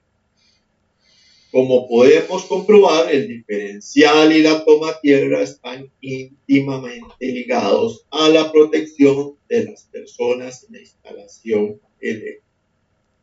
El interruptor diferencial, según nuestro código eléctrico, debe existir en las instalaciones eléctricas y debe existir en puntos específicos. Nuestro código eléctrico dice que nosotros siempre debemos instalar un interruptor de tipo diferencial en las áreas húmedas de nuestra vivienda. Si es una vivienda de bien social, pues obviamente tenemos que tener un interruptor diferencial en la cocina, en los circuitos de la cocina, tomacorrientes de la cocina, y tenemos que tener un interruptor diferencial. Porque vamos a estar trabajando con agua, vamos a estar cocinando, lavando platos, haciendo esto, haciendo lo otro, tocando la cocina, microondas, el coffee maker, todo lo que se utiliza en la cocina, y hay muchas posibilidades de sufrir una descarga. Entonces, esos tomacorrientes de la cocina deben de ser de tipo GFC. Tenemos dos tipos, voy a volver a nombrarlo por acá, no sé si lo había nombrado antes, pero tenemos dos tipos de interruptores. Tenemos interruptores que son AFCI y tenemos interruptores que son EFCI. Son dos tipos de interruptores. El interruptor AFCI es el interruptor que se ha usado durante muchos años, el más normal. Significa interruptor de circuito de falla de arco. Son interruptores de falla de arco que nos van a proteger cuando existe un cortocircuito, o sea, hay una unión entre dos líneas, ya sea la fase del neutro o entre fases, si hay un cortocircuito, él se va a disparar. O cuando existe un arco eléctrico, o sea, que hay dos fases o un neutro que están muy cerca y que se han pelado y que hay suciedad y que esa suciedad genera un flujo ahí, entre ellos genera un arco, también él nos va a proteger. Entonces, el AFCI es interruptor de circuito de falla de arco. Y el GFCI es el interruptor de circuito de falla a tierra. Ground es tierra, G es ground, tierra. Entonces, lo que nos va a proteger es la protección que vimos anteriormente. Él se va a disparar cuando detecta una fuga de corriente, o sea, cuando detecta que los amperios que están saliendo de la fuente no son los mismos amperios que están ingresando a la fuente. Entonces nos presenta otro tipo de protección, que es de falla. Y existen otros interruptores que se conocen como duales, tipo dual, que tienen las dos protecciones. Este viene provisto del AFCI y del GFCI en el mismo interruptor. Tiene las dos protecciones. ¿Qué es lo que pasa? ¿Cuál es la principal diferencia? Que el AFCI, por ejemplo, es un interruptor termomagnético, o sea, que tiene una parte que se acciona por temperatura y otra parte que se acciona por magnetismo. Cuando hay un sobrecalentamiento en las líneas, porque está dimensionado el sistema o porque pusimos más cargas, el interruptor es de 30 y la carga es de 40 amperios, entonces empieza a calentarse, se va en su parte interna, hay un dispositivo, un interruptor que es bimetálico, y ese interruptor bimetálico lo que va a hacer es expandirse o contraerse dependiendo de su temperatura. Entonces, si aumenta la temperatura, él se va a expandir y se va a desconectar, va a abrir el circuito.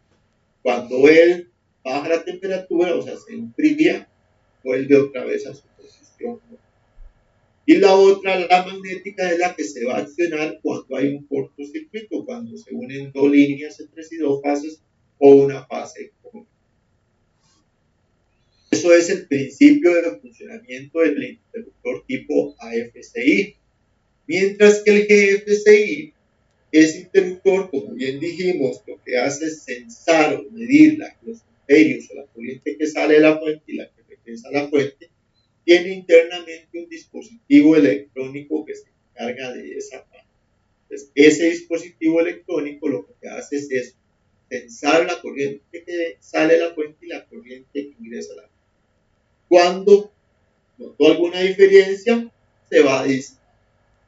Y el dual, pues entonces va a combinar las dos tecnologías, tanto la tecnología de la FCI como la tecnología del GFCI.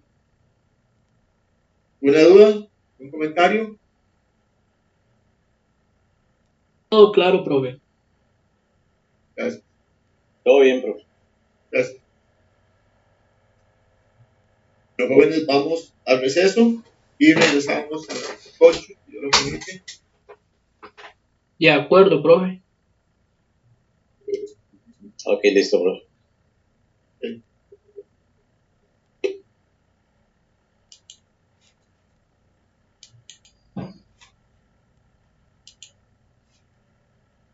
Listo, señores, ¿cómo estamos?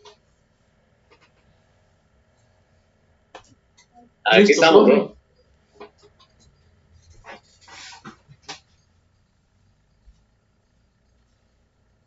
Okay, vamos a continuar entonces. ¿Estamos claros con la diferencia entre AFCI y GFCI? Todo claro, profe. Gracias.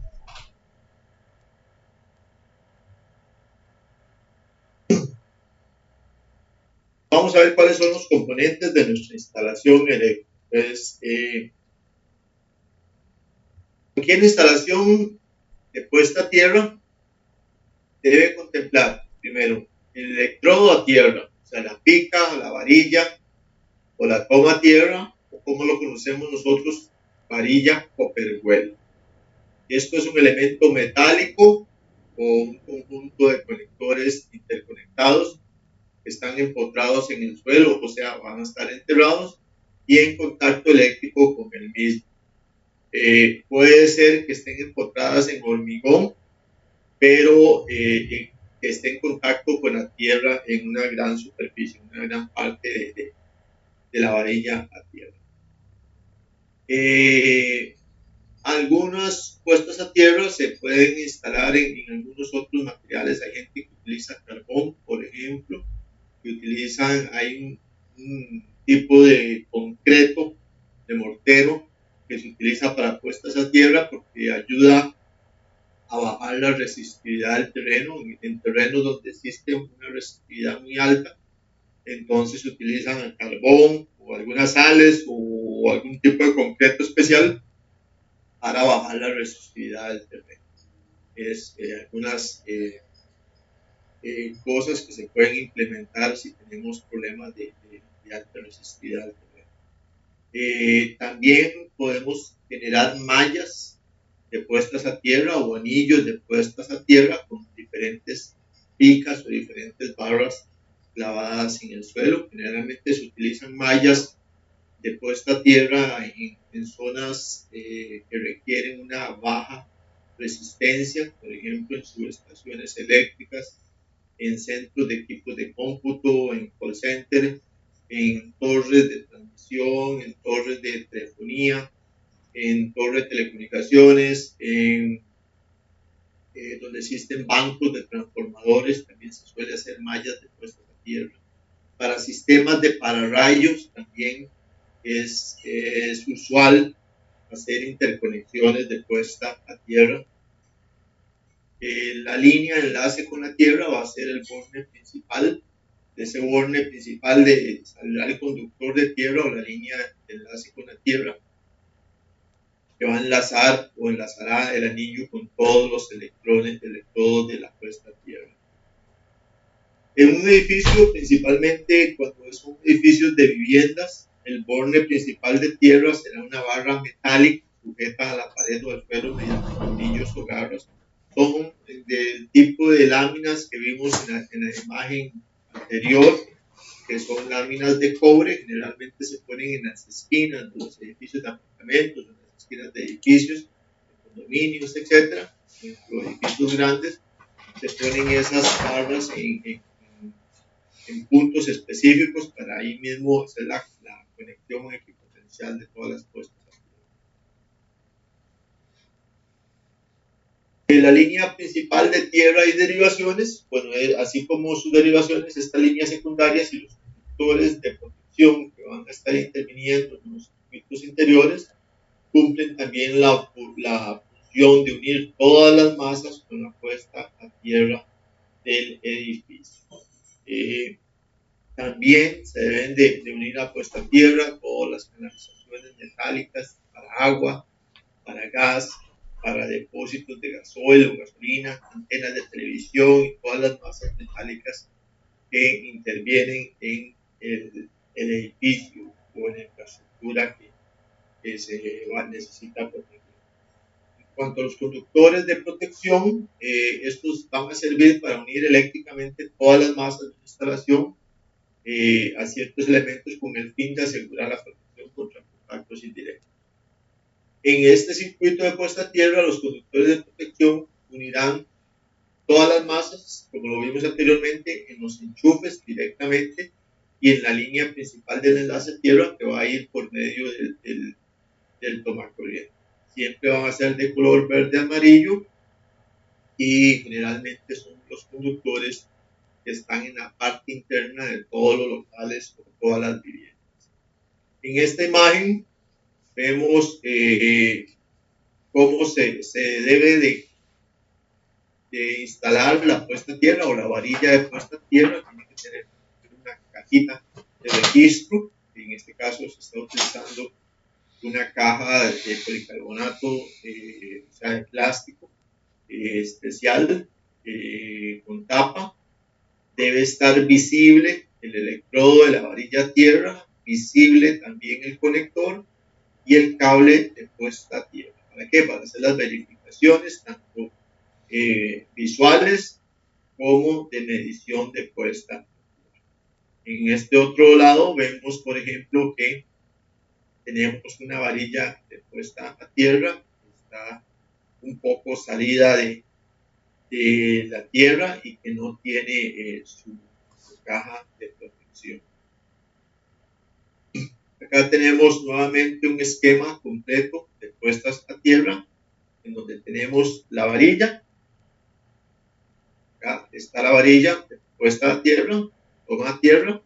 Tenemos las barras equipotenciales, en este caso la línea principal de tierra se deriva de la varilla de tierra, llega a esta masa, que son puentes de comprobación o elementos que se instalan en algunas partes de los edificios, sobre todo en las esquinas, que alimenta otra barra secundaria en algún otro punto, pero todo tiene que estar eléctricamente conectado.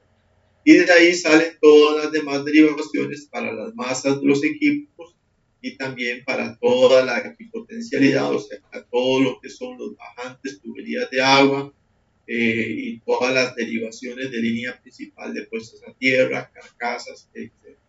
Todo debe ser un conjunto, todo debe ser uniforme para que exista una adecuada protección.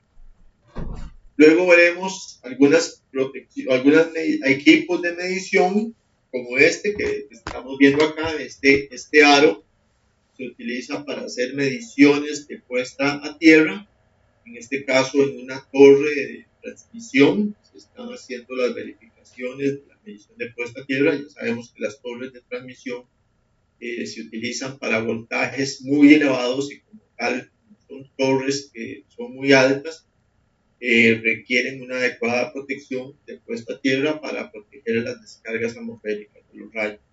Entonces, se deben de hacer mediciones periódicas de la puesta a tierra para verificar que estén en buen estado y que realmente las líneas de transmisión estén protegidas, porque si se da la descarga del rayo directamente en las líneas, pues podría dejar a muchísima gente sin energía y eso no es lo que se quiere. Se requiere un sistema de puesta a tierra que sea eficiente y que evite ese tipo de accidentes eléctricos en las torres de alta tensión. Este aro que vemos acá se instalan para que los funcionarios puedan hacer las mediciones en piso, en campo, obviamente, en los sitios alejados donde pasan estas torres, pero también en piso sin tener que subir a la torre. Se realiza mediante equipos especiales, instrumentos de medición de puesta a tierra especiales que se encargan de dar un dato específico sobre la resistencia de la torre de transmisión. Esto es un equipo bastante sofisticado, bastante caro, pero que facilita muchísimo el trabajo de los técnicos de las empresas eléctricas. Sin embargo, tenemos variedad de instrumentos de medición. En este caso estamos viendo un amperímetro, un ohmímetro de gancho, que es muy fácil de utilizar. Dime, ¿qué tal? Profe, una consulta, ¿usted no ha pasado lista? No, ahorita, dentro de un ratito. Ah, bueno, gracias, profe. Okay.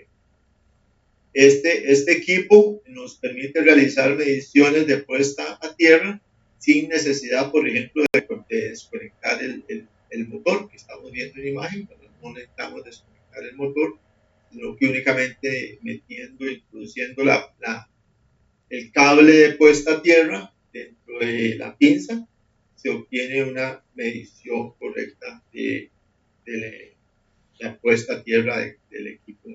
Y tampoco necesitamos desenergizar el equipo. Este es un instrumento de medición de puesta a tierra, como el que vimos anteriormente, que se utiliza en las torres, solamente que este equipo de medición se utiliza con picas para realizar diferentes tomas de puesta a tierra en espacios más grandes. Las picas se instalan cada cierta distancia, generalmente cada 3 o 6 metros, dependiendo del sistema, para medir la resistividad del terreno y poder comprobar que el terreno tiene una buena resistividad para generar algún tipo de protección. Entonces, ¿por qué debemos realizar la puesta a tierra?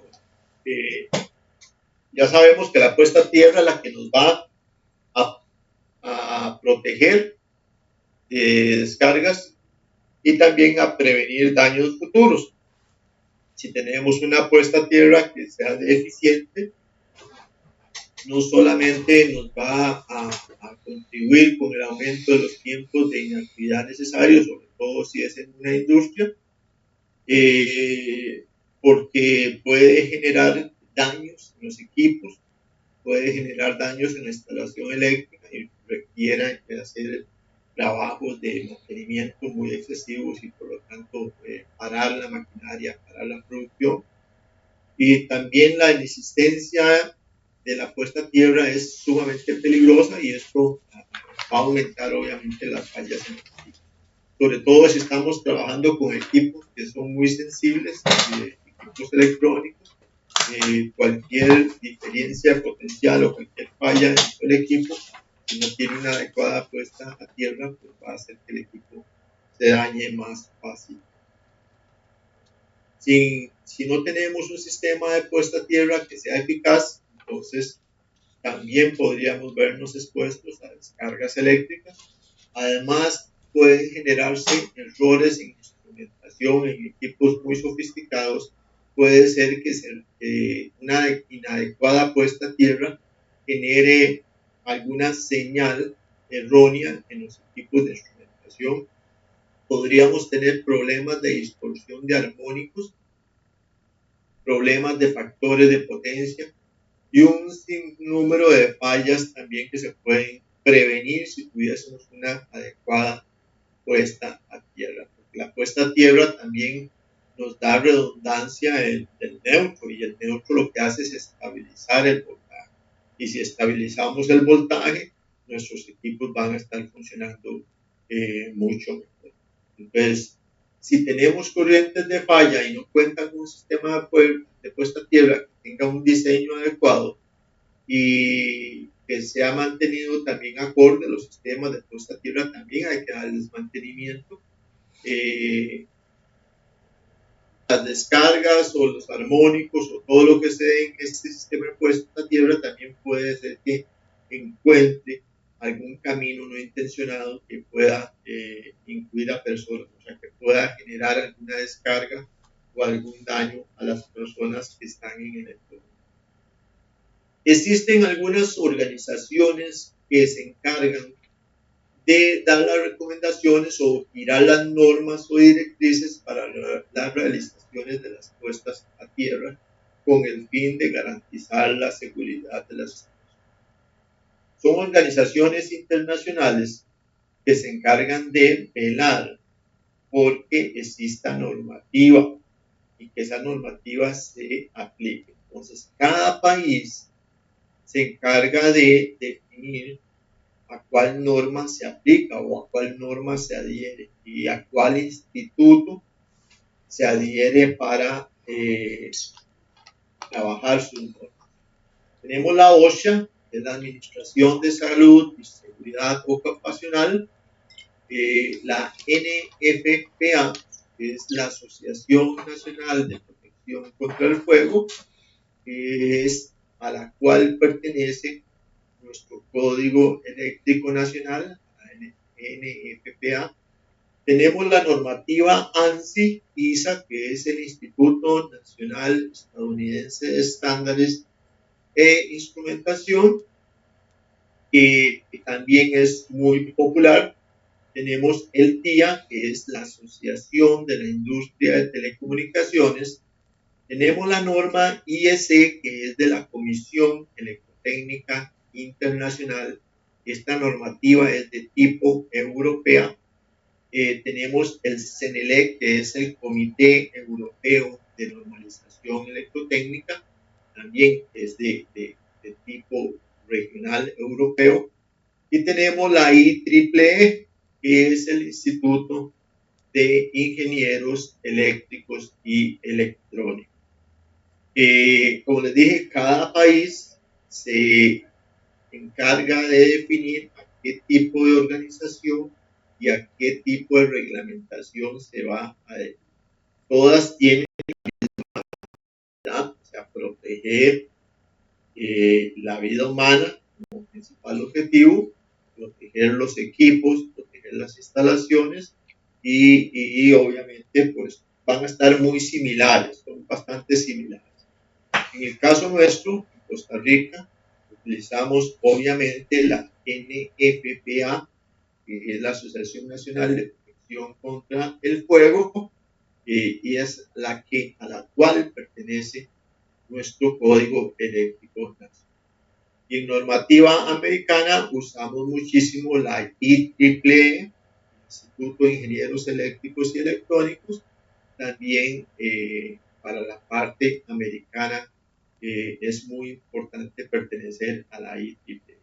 Sin embargo, también la IEC tiene normativa muy interesante y la ANSI también tiene normas muy específicas y muy interesantes que se pueden aplicar.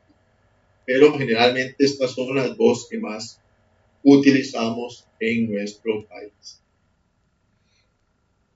Dale un momentito para pasar la lista.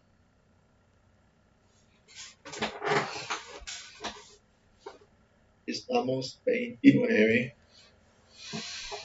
Pilar Bermúdez.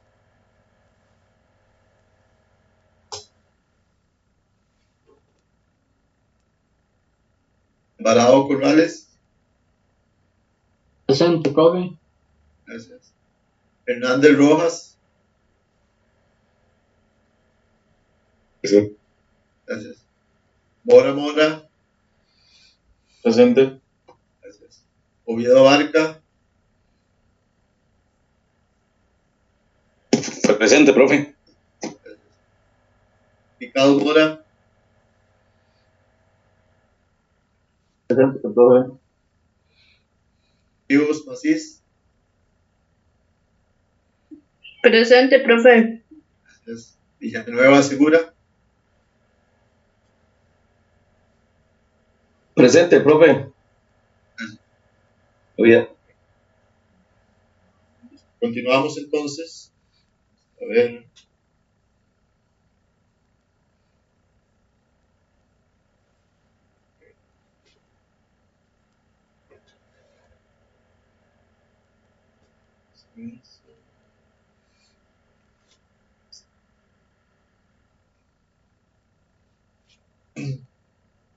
Entonces ya sabemos que la tierra no sirve solamente, o sea, no se utiliza solamente para la parte de seguridad, sino también que se utiliza para evitar daños en las plantas. Cuando hablamos de plantas en un edificio, en la industria y en los equipos industriales, entonces siempre es fundamental la puesta a tierra para que los equipos funcionen adecuadamente. Un buen sistema de puesta a tierra, como dijimos anteriormente, mejorará la confiabilidad del equipo. ¿Por qué? Porque nos hace una redundancia y estabiliza el voltaje, nos permite estabilizar el voltaje. Además, va a reducir la probabilidad de sufrir daños debidos a los rayos y las corrientes.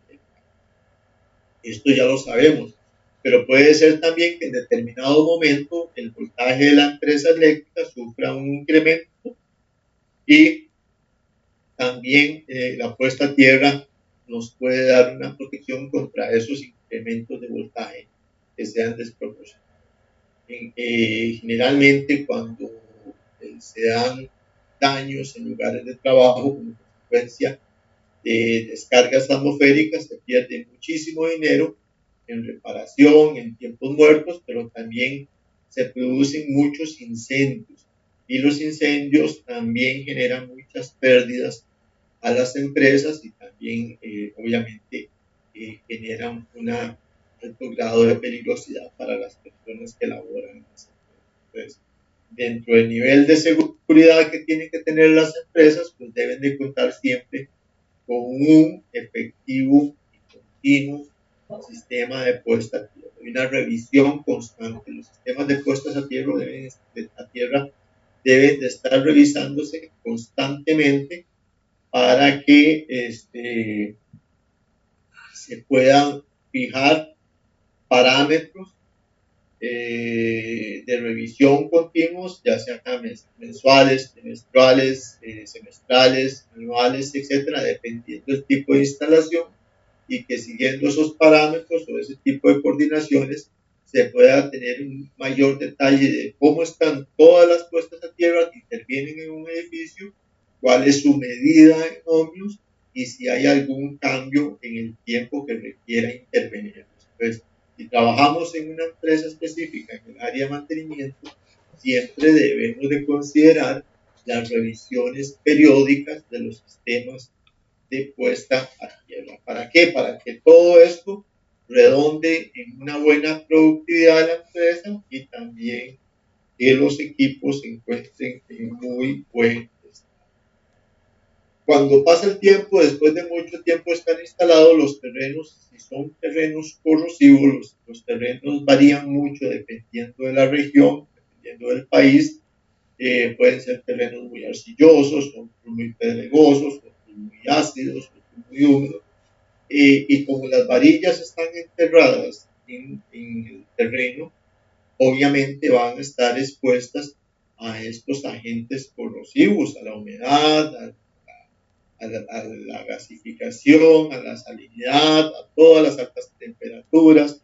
Todo esto puede hacer que las varillas de puesta a tierra se degraden y también a su máxime ahora que las varillas de puesta a tierra no son de materiales de gran calidad. Como les dije al principio, antes se fabricaban completamente de cobre, ahora se fabrican de hierro o aleaciones de hierro con algún bañito de cobre ahí para darle el tono. Entonces, obviamente las varillas se van a degradar, se van a corroer, se van a dañar y necesitamos estar haciendo esas verificaciones, no solo de las varillas, sino también de los conectores, del cable, todo. Cuando hay corrosión en la varilla, obviamente se va a trasladar al conector y al cable. Por ejemplo, si instalamos una puesta a tierra en el Valle Central, no es lo mismo que instalar una puesta a tierra en la playa, en los sectores de playa, en las costas. En sectores de playa tenemos mucha salinidad y eso va a hacer que la vida útil de la varilla de tierra sea mucho más baja, o sea, que se pierdan sus características y que además se deteriore tanto en el tiempo, va a ser muy reducido su uso. Entonces, en este tipo de zonas, las revisiones tienen que ser mucho más periódicas. Si acá en el Valle Central revisamos nuestra puesta a tierra, nuestro sistema de puesta a tierra, 1 o mínimo 2 veces al año, en las zonas costeras deberíamos de generar mucho más revisiones, al menos 4 revisiones al año, y hacer la revisión de puesta a tierra junto con su medición para verificar eso y verificar perfectamente que la varilla no esté completamente corroída, dañada y que nos vaya a generar problemas futuros, o que esté dejando desprotegido todo nuestro sistema o que esté dejando desprotegido a los usuarios de los equipos, a la instalación eléctrica, a los equipos, y nos esté generando, incluso nos podría generar algún tipo de distorsión en el voltaje que recibimos por parte de la empresa eléctrica, porque ya sabemos que toda la distribución de energía se da por postes, se da por cables, se da por todo esto, y también las puestas a tierra que instalan las empresas eléctricas en los postes también van a tener el mismo factor de corrosión, de humedad y demás factores de salinidad que intervienen. Entonces, siempre, dependiendo del sitio, dependiendo del lugar donde estamos trabajando, donde está instalado el sistema, tenemos que considerar estos factores para generar un cronograma mucho más efectivo de revisión de puestas a tierra y mucho más consecutivo, más práctico, y que se pueda desenvolver con buenos valores, que se tomen valores que sean correctos, utilizando los equipos correctos y llevar una consecuencia de esos valores. O sea, que revisamos un valor de un mes y si en la siguiente revisión ha aumentado mucho la resistividad, pues no tomarnos eso a la ligera, sino que inmediatamente generar una orden de sustitución o de cambio de esa puesta a tierra antes de que se dé el daño, antes de que nos quedemos sin protección efectiva. Tenemos que generar la acción de corrección de nuestro sistema a tierra para que todos nuestros equipos y todos los usuarios se encuentren debidamente protegidos. ¿Alguna duda?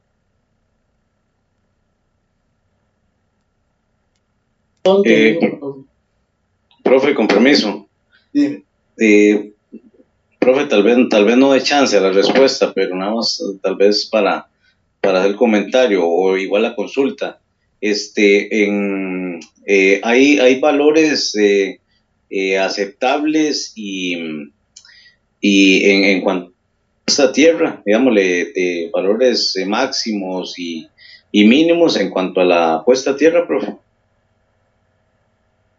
Claro, William, bueno, ya hoy no nos dio tiempo, pero sí en la próxima lección, de la próxima semana, si Dios nos tiene con vida, veremos ese tipo de valores. Dependiendo del tipo de instalación, así existe normativa para los valores de puesta a tierra. Entonces, sí existe, está normado, está estipulado, y vamos a ver los diferentes tipos de instalaciones, los diferentes tipos de valores máximos permisibles para el valor de puesta a tierra. Muchas gracias, profe. Un gusto. Estamos, muchachos, ya casi se desconecta el sistema, entonces les agradezco la atención y nos escuchamos la próxima semana. Que pasen muy bien. Hasta luego, profe. Hasta luego, profe, compañeros. Luego. Gracias, Bueno, profe. profe, Luego.